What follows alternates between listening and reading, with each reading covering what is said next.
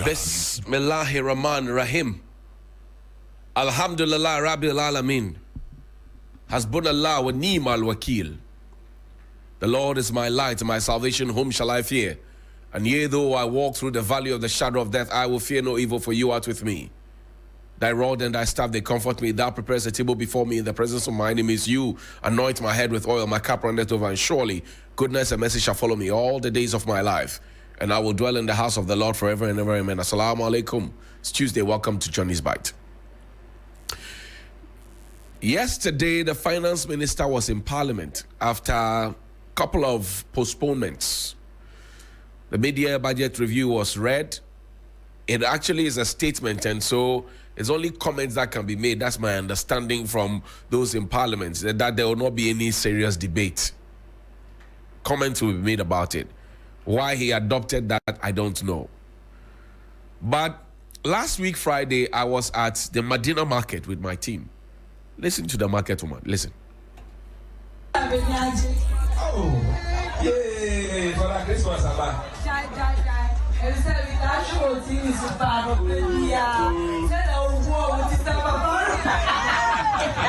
Let's have a on this bike. Hey, I'm coming some more. Oh, come on, Papa, by the mission of our no you amen. Now, oh, I know that. That's why she doesn't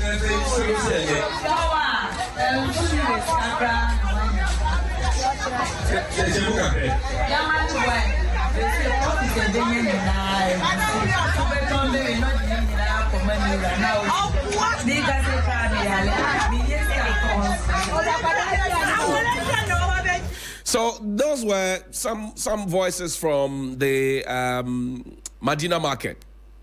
And the love is everywhere. Johnny's Bite is everywhere. And because we are talking about the reality of the people. And you heard her what she said. That business is not good. Somebody says, oh, boy, divergent views. That's fine. But when we finished the program, those people who were shouting Obwa behind, they came to say, oh, boss, but on camera, because they were so attached to party, they would say Obwa. That's the first one. Now take me to Kolebu. Yesterday, something strange happened at Kolebu Teaching Hospital. Now, what I'm going to show you is the reality at Kolebu. This patient, I am told, my information has it, that this patient had a chest tube, right? The patient had a chest tube. Play the video, please. The patient had a chest tube. And the lift at Kolebu, all the lifts are in pairs. If you ever know Kolebu, they are in pairs. What is happening, my understanding is that the parts for one lift has been removed and used to fix the other lifts. And that's a normal thing in Kolebu these days.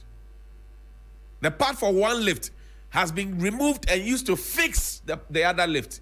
So if the other lift goes comatose as well, your patient will either be in a stretcher like this one and will have to be carried up at a fee. The boys around there, they will carry the person on the stretcher wheelchair at a fee, 100 cedis, some 150, some 80 cedis. They will, depending on your negotiation skills, they will carry it. This is Ghana's premier hospital. Ghana's first hospital.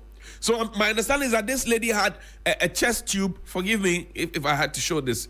But she had a chest tube. She had to be taken back because if you carry her and then the chest tube comes off, what it is that the fluid would be all over the place and it could be dire for her life. So she had to be taken back. And these are referrals from the emergency Kolebu Teaching Hospital. This happened at the surgical block.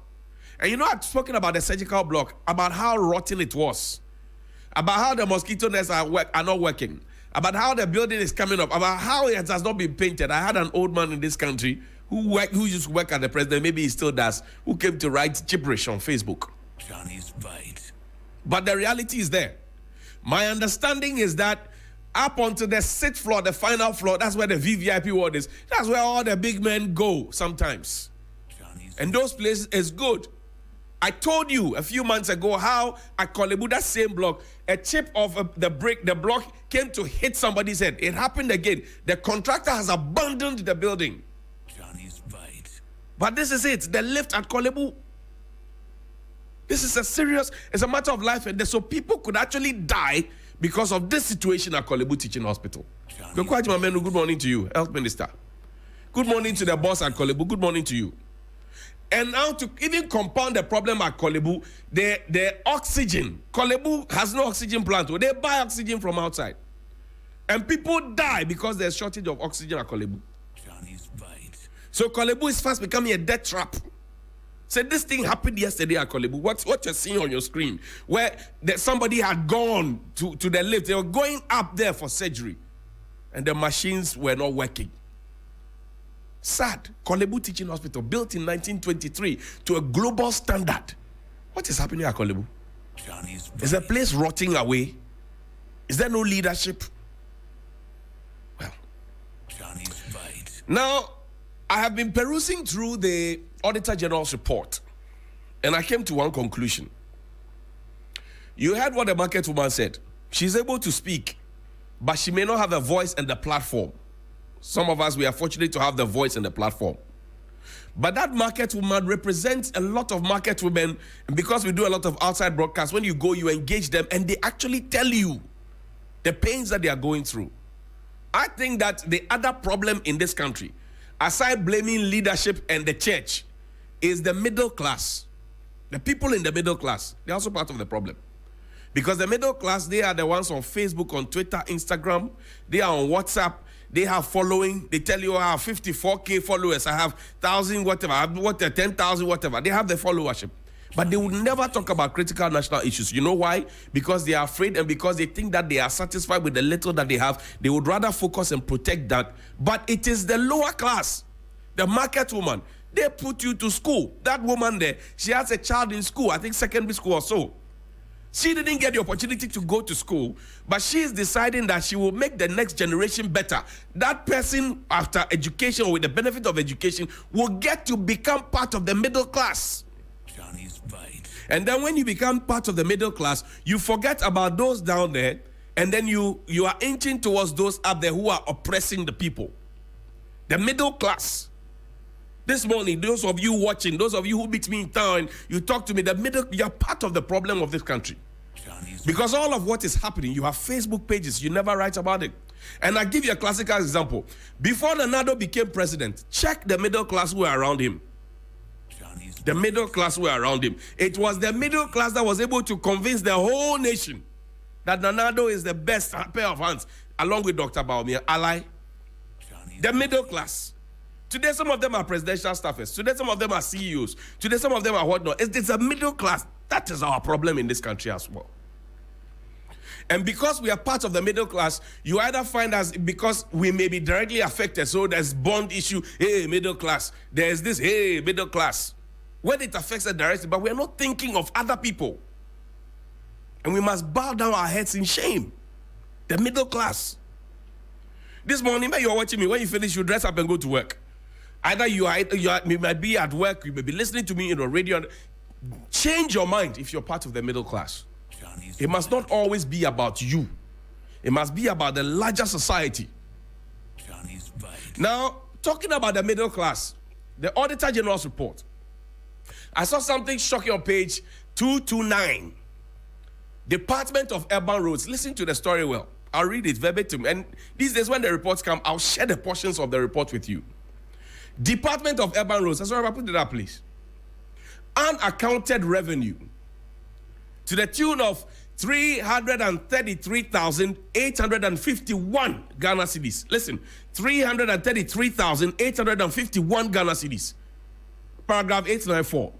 Contrary to Regulation 46 of the Public Financial Management Regulations 2019 LI 2378, we noted that the accountant, Mr. Mohammed Osman Amin, and an account staff, Mr. Joy Tete, of the Department of Urban Roads, Greater Accra Region, collected totaling 333,851 Ghana cedis for the period January 2020 to March 2022, but failed to account for it.